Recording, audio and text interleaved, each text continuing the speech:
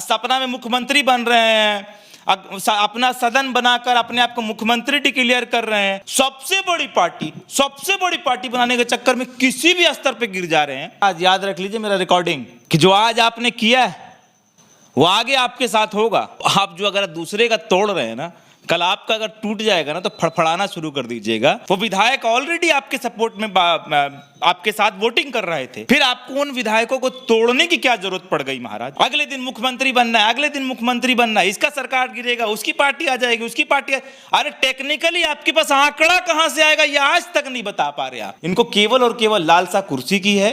इनको हर रात यही सपना आता है कि हम अगले दिन मुख्यमंत्री का शपथ ले रहे हैं। हम लोग पुलिस के डर से विधानसभा से राजभवन मार्च नहीं करते हैं। विपक्ष बीमार है, विपक्ष बीमार है या विपक्ष थोड़ी है बिहार में। विपक्ष की कोई भूमिका, आपको जनता से कोई सरोकार नहीं, जनता के जुड़े मुद्दों से कोई सरोकार नहीं। 1 घंटे की बारिश में पटना का एनएमसीएच डूब गया। 1 घंटे की बारिश में न सरकार की नींद खुली न विपक्ष कुछ बोला। आज अगर आप बबूल बोएंगे तो कल आम नहीं काटेंगे। भाजपा ने सरेआम लोकतंत्र का गला घोटा है तो कोई भला काम आपने भी नहीं किया है। नमस्कार, मेरा नाम कैफ है। आप द एक्टिविस्ट देख रहे हैं। हमारे साथ जन अधिकार पार्टी के प्रवक्ता शाहन परवेज हैं। इनसे बात करेंगे कि जिस तरीके से बिहार में राजनीतिक घटनाक्रम हुआ है, राजद ने 4 विधायक तोड़े हैं एआईएम पार्टी के। बड़ी ही मुश्किल से ओवैसी ने इस पार्टी को खड़ा किया था बिहार में, लेकिन राजद ने उसको तोड़ दिया है। इस पर क्या प्रतिक्रिया सर आपकी? देखिए, ये खैर हमारी पार्टी का मामला नहीं है, भाई इंटरनल वो एमआईएम का मामला है और राजद का मामला है। मगर मैं बस इतना ही याद दिला देना चाहता हूँ ये राजद वालों को, राष्ट्रीय जनता दल को मैं इतना बोलना चाहता हूँ कि आज अगर आप बबूल बोएंगे तो कल आम नहीं काटेंगे, कल आम नहीं फलेगा, उसमें भी बबूल फलेगा। तो आप जो अगर दूसरे का तोड़ रहे हैं ना, कल आपका अगर टूट जाएगा ना तो फड़फड़ाना शुरू कर दीजिएगा। और अगर ये आपका टूटा होता ना, ये एमआईएम के जगह पे अगर आपका विधायक इधर से उधर हो गया होता तो आज एकदम तिलमिला गए होते। और दूसरे का तोड़े तो कह रहे हैं कि सब शिष्टाचार है, सब संवैधानिक है, सारा सही है। जो विधायक आपके साथ, कौन विधायक किधर जाएगा वो उसका निजी मामला है, मैं उस पर नहीं बहस करना चाहता हूँ। जो विधायक और जो दल आपके साथ लगातार हर एक प्रस्ताव, हर एक बिल, सदन के हर एक काम काज में आपके साथ खड़ा रहा, जिस चीज़ का आपने विरोध किया उस चीज़ का उसने विरोध किया, जिस बिल का आपने विरोध किया उस बिल का उसने विरोध किया, फिर आपको उन विधायकों को तोड़ने की क्या जरूरत पड़ गई महाराज? वो विधायक ऑलरेडी आपके सपोर्ट में आपके साथ वोटिंग कर रहे थे, फिर आपको तोड़ने की क्या जरूरत पड़ गई? तो कहीं ना कहीं आपको विधायक तोड़ने से आपका जो मतलब है कि आपको जो महत्वाकांक्षा है, आपकी जो बढ़ती हुई महत्वाकांक्षा है, वो कुर्सी को जो लालसा है, आपको जो कुर्सी का दीवानगी आपको चढ़ा हुआ है, जो बुखार चढ़ा हुआ है, ये आप उसके लिए किसी भी हद तक गुजर जाने को तैयार हैं। कोई अपना कोई पराया नहीं। अच्छा, ये 4 विधायक तोड़ने से कुर्सी तो मिलने वाला है नहीं, आखिर क्या मंशा होगी आपके हिसाब से? देखिए, अभी तो हमने देखा कहीं कहीं पे कि अभी कुछ ऐसा एक बच्चों का खेल चल रहा था। जिस प्रकार से हम लोग बचपन में छोटे थे जब, तो ऐसा देखा जाता था कि हम लोग छोटे छोटे गुड्डा गुड़ियों की शादी करते थे, बारात आता था और खाना पीना पूरा परंपरा होता था। तो आज उसी प्रकार से हमारे नेता प्रतिपक्ष माननीय तेजस्वी यादव जी ने भी अपना एक अलग विधानसभा बनाया है, उसमें अपने आप को मुख्यमंत्री डिक्लेयर किया है। ठीक है, तो ये उसी प्रकार का काम जो है वो कर रहे हैं। वो स्वयं को अपने आप को मुख्यमंत्री मान चुके हैं, जनता उनको मुख्यमंत्री नहीं मान रही है, इस बात को स्वीकार नहीं कर पा रहे हैं। ठीक है, तो अपने आप को वो मुख्यमंत्री मान रहे हैं। और हमने पहले भी कई इंटरव्यू में बोला कि हमारे भाई जो हैं ये सीएम इन वेटिंग हैं और सीएम इन वेटिंग रह जाएंगे, क्योंकि इनको जनता के सरोकार से कोई मतलब नहीं, इनको केवल और केवल लालसा कुर्सी की है। इनको हर रात यही सपना आता है कि हम अगले दिन मुख्यमंत्री का शपथ ले रहे हैं, और ये हर रात अगले मुख्यमंत्री का शपथ ले रहे होते हैं और हर सुबह ये बेचैन होते हैं कि सत्ता कैसे। कल तो मुख्यमंत्री का शपथ हो भी गया, पैरेलल सदन चला और सदन के स्पीकर बनाए गए अवध बिहारी चौधरी, सिवान के जो विधायक हैं सदर के। आप अपने आप को स्वयं घोषित प्रधानमंत्री कर दीजिए।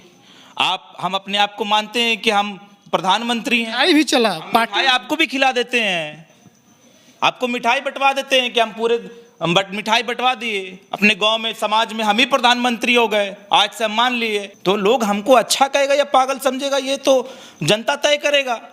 हम तो इतने उतावले हो गए हैं, इतने उतावले हो गए, इतने एक्साइटेड हो गए हैं कुर्सी की चिंता में कि हमको दिन रात बस एक ही चीज दिख रहा है, एक ही चीज, अगले दिन मुख्यमंत्री बनना है, अगले दिन मुख्यमंत्री बनना है, इसका सरकार गिरेगा, उसकी पार्टी आ जाएगी, उसकी पार्टी अरे टेक्निकली आपके पास आंकड़ा कहां से आएगा ये आज तक नहीं बता पा रहे आप।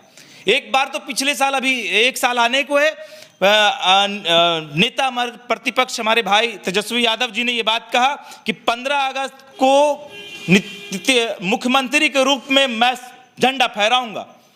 तब भी मैंने ये कहा था कि ऐसा नहीं होगा, अगर ऐसा होगा तो जिलेबी पूरे बिहार को हमारे साइड से दिया जाएगा। मगर इतना उतावलापन राजनीति में ठीक नहीं है।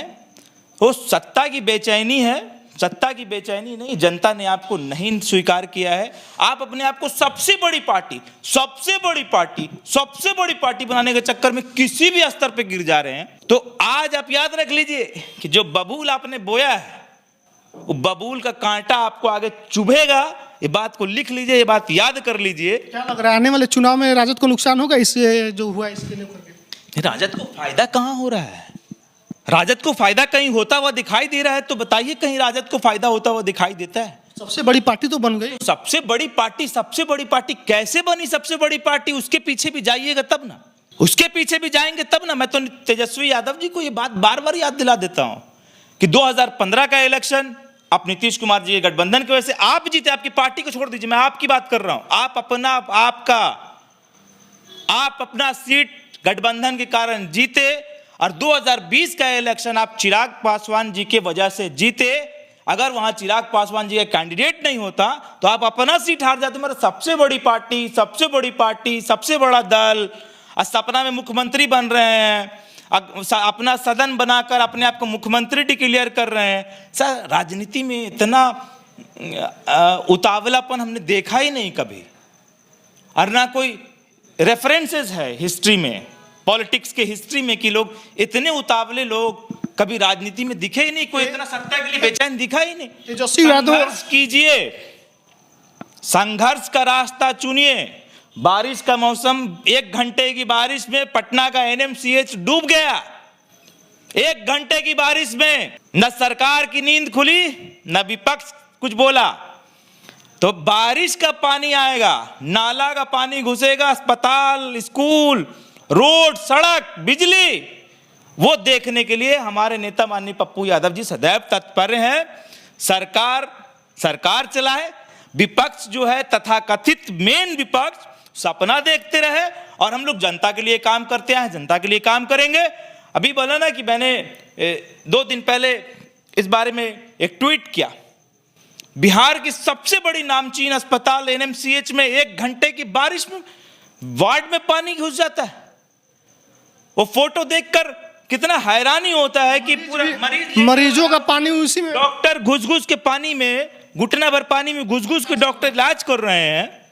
उस पे कोई के बाद यहाँ की सरकार नारा देती है कि बिहार में बहार है क्योंकि यहाँ डबल इंजन की सरकार है, और उसके बाद हमने उसमें जोड़ दिया कि यहाँ बिहार में बहार है क्योंकि यहाँ डबल इंजन की सरकार है।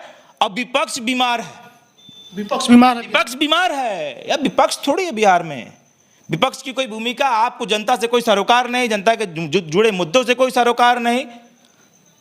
अगर आपको जनता की चिंता हुई होती तो ये जितना बड़ा आंदोलन, अग्निवीर आंदोलन हुआ, नौजवानों के ऊपर मुकदमा ठोका गया, उसको प्रस्ताव पारित करवाइए बिहार के विधानसभा से। अगर जन अधिकार पार्टी आज होती तो बिहार पहला राज्य बनता देश का जहां इस बिल के विरोध में प्रस्ताव पारित होता।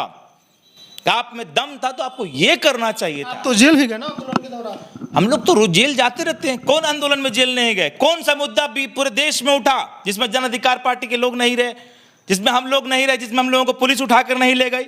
हम लोग पुलिस के डर से विधानसभा से राजभवन मार्च नहीं करते हैं।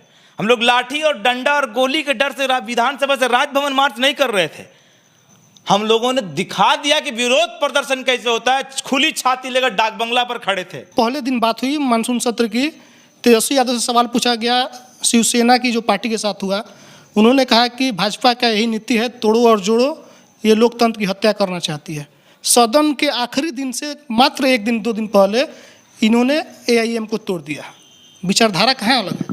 मैंने बोला ना कि आप बबूल बोए तो आम नहीं तोड़िएगा, बबूल का कांटा आपको भी चुभेगा। आज याद रख लीजिए मेरा रिकॉर्डिंग कि जो आज आपने किया है वो आगे आपके साथ होगा। याद रखिएगा इस बात को हमारे। विधायक बबूल आपने बोया है तो बबूल का कांटा आपको चुभेगा, बबूल के पेड़ में आम नहीं फलेगा।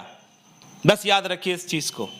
और कोई विचारधारा, कोई नैतिकता की बात आप भी नहीं कर सकते। अगर भाजपा ने किया है, भाजपा ने सरेआम लोकतंत्र का गला घोटा है, तो कोई भला काम आपने भी नहीं किया है। हमारे साथ साहन परवेज जन अधिकार पार्टी के प्रवक्ता थे। बिहार में जिस तरीके से राजनीतिक उलटफेर हो रही है लगातार, जब से चुनाव हुआ 2020 का, तब से ही पहली शुरुआत JDU, दूसरी भाजपा और तीसरी में राजद ने भी वही किया जो इन तमाम पार्टियों ने किया। दूसरे के विधायकों को तोड़ा और अपने पार्टी में लाया। इस पे साफ प्रतिक्रिया इनका यही है कि जो आपने बोया है, बबूल आप बोए हैं, बबूल एक पेड़ है जिसमें कांटे उगते हैं, तो आपके साथ भी वो कांटा क्षति पहुंचा सकता है, आपको भी उसका नुकसान भुगतना पड़ेगा।